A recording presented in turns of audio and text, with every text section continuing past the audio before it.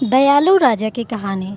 एक समय केशवपुर नामक नगर में कृष्णदेव राजा का शासन चलता था। राजा काफ़ी धार्मिक और दयालु था। वो राज्य में आने वाले हर साधु संत की खूब मन लगाकर सेवा करता था। उसका आदेश था कि कोई भी साधु राज्य में आए तो सबसे पहले उसे बताया जाए। राजा के आदेश अनुसार राज्य में कभी भी कोई साधु या साधु मंडली आती तो सबसे पहले राजा को बताया जाता। राजा के साथ ही नगरवासी भी साधुओं की अच्छी से सेवा करते थे, जिस कारण साधुओं के आशीर्वाद से केशवपुर के लोग खुशहाल और संपन्न थे। पूरे राज्य में शांति थी और लोग हर सुख दुख में एक दूसरे का साथ निभाते थे। खेती के दिनों में भी सभी मिलजुल कर कृषि कार्य करते थे। ऐसे ही भाईचारे की वजह से केशवपुर दिन प्रतिदिन खूब तरक्की कर रहा था। केशवपुर के पास में ही सूरजपुर था। उस पड़ोसी राज्य में कंसदेव नाम का राजा शासन करता था। वो अपनी प्रजा को खूब सताता और नए नए कर यानी टैक्स लगाकर उन्हें परेशान करता था। राजा अपना सारा समय नाच गान करने वाले के बीच बिताता और शराब के नशे में डूबा रहता था। राजा की यह हालत देखकर उसके सिपाही भी प्रजा पर जुल्म करते थे। सूरजपुर में खेती बाड़ी भी ठीक तरह से नहीं हो रही थी, जिस कारण वहाँ की जनता भूखमरी से जूझ रही थी। यहाँ तक कि जानवरों को खिलाने के लिए भी पर्याप्त चारा नहीं मिल पा रहा था। फिर भी राजा कर वसूली में कमी नहीं करता था। राजा के अत्याचार से पीड़ित जनता केशवपुर में आश्रय लेने के बारे में सोचने लगी। इसी सोच को लेकर सूरजपुर के हजारों निवासी केशवपुर की सीमा पर खड़े थे। सूरजपुर की जनता के सीमा के पास खड़े होने की सूचना सिपाहियों ने राजा कृष्णदेव को दी। राजा सूचना पाते ही तुरंत सीमा पर पहुंचे और सूरजपुर की जनता की दशा देखकर दुखी हो गए। राजा कृष्णदेव ने सूरजपुर के लोगों का सम्मानपूर्वक स्वागत करते हुए उन्हें अपने राज्य में रहने की इजाज़त दे दी। साथ ही उनके लिए खाना और उनके जानवरों के लिए चारे का भी प्रबंध करवाया। भूख से पीड़ित लोगों को कृष्णदेव ने स्वयं खाना परोसा। भोजन करने से पहले और करने के बाद जनता जोर शोर से महाराज की जय जयकार करने लगी।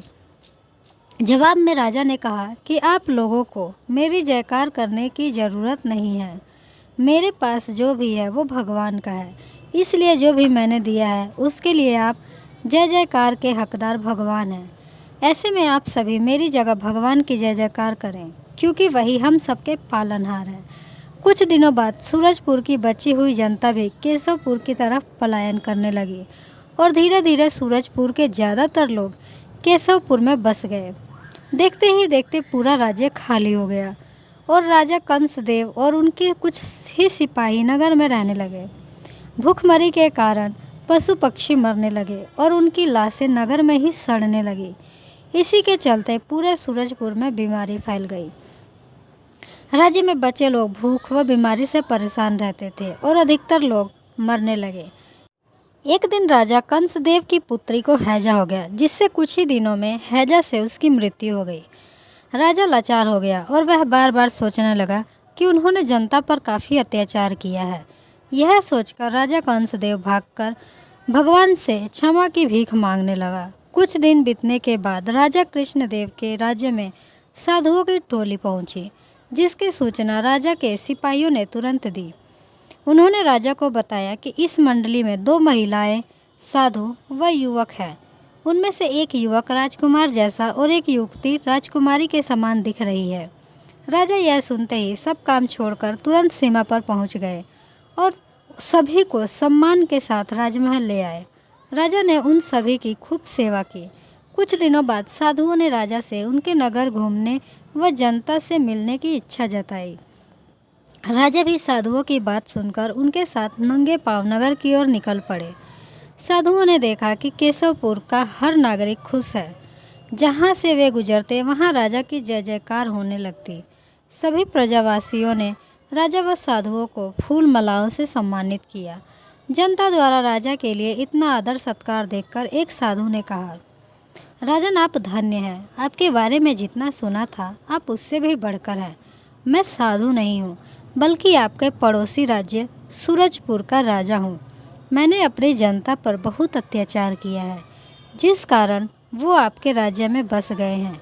मेरे अत्याचार के चलते पूरे राज्य में भूखमरी व बीमारी बढ़ गई, जिसकी शिकार मेरी एक बेटी भी हो गई। अब मैं अपने पापों को धोने के लिए भगवान की भक्ति करने लगा हूँ। उसने आगे बताया कि मैं जिस राह पर चल रहा हूँ उस पर अपनी पत्नी, बेटी और बेटे को चलने के लिए नहीं बोला है, मगर ये कहते हैं कि ये मेरे पाप में बराबर के भागीदार हैं, जिस कारण ये भी वैराग्य जीवन जी रहे हैं। हम अब सब कुछ छोड़कर तीर्थ यात्रा के लिए निकलने वाले थे, लेकिन तीर्थ यात्रा पर जाने से पहले अपनी प्रजा का हाल देखने की चाहत हुई। अब मैं अपनी प्रजा को खुश देखकर संतुष्ट हो गया हूँ। मैं आपका आभारी रहूँगा कि आपने मेरे राज्य की जनता और अपने राज्य की जनता के बीच किसी तरह का भेदभाव नहीं किया। अब हम भगवान की भक्ति में अपना जीवन सुकून से व्यतीत कर सकते हैं। कंसदेव की बातें सुनकर राजा ने उन्हें गले लगाया और कहा कि आप धन्य हैं जो आपको इतना अच्छा परिवार मिला। आपका परिवार सुख के साथ ही दुख में भी आपके साथ है। मुझे अफसोस है कि आपकी जनता ने आपके बुरे समय में अकेला छोड़ दिया। राजा कृष्णदेव की बात सुनकर कंसदेव ने कहा कि मुझे अपनी प्रजा से किसी तरह की शिकायत नहीं है। फिर भी राजा कृष्णदेव ने कंसदेव से कहा कि आप अपने पुत्र को मेरा दामाद और बेटी को मेरी बहू बना दीजिए। राजा कृष्णदेव की बातें सुनकर कंसदेव की आंखों में आंसू आ गए और मुंह से एक शब्द भी नहीं निकला। किसी तरह से कंसदेव ने कहा कि राजा कृष्णदेव, आप धन्य हैं। मैं आपके इस प्रस्ताव को स्वीकार करता हूँ। आपने मेरी चिंता दूर कर दी है। फिर राजा ने दोनों की शादी बड़े धूमधाम से की और कंसदेव व उनकी पत्नी कुछ दिनों बाद तीर्थ यात्रा के लिए रवाना हो गए। थोड़े दिन बीतने के बाद राजा कृष्णदेव ने अपने दामाद को सूरजपुर का राजा घोषित कर दिया और धीरे धीरे सूरजपुर की जनता वापस लौट गई। फिर दोनों राज्य के लोग खुशहाली और चैन से रहने लगे। कहानी से सीख, हमेशा दूसरों के साथ अच्छा व्यवहार करना चाहिए। धनवान होकर घमंड करने की जगह दूसरों के प्रति मदद की भावना रखना चाहिए, वरना पैसों का घमंड इंसान को ले डूबता है।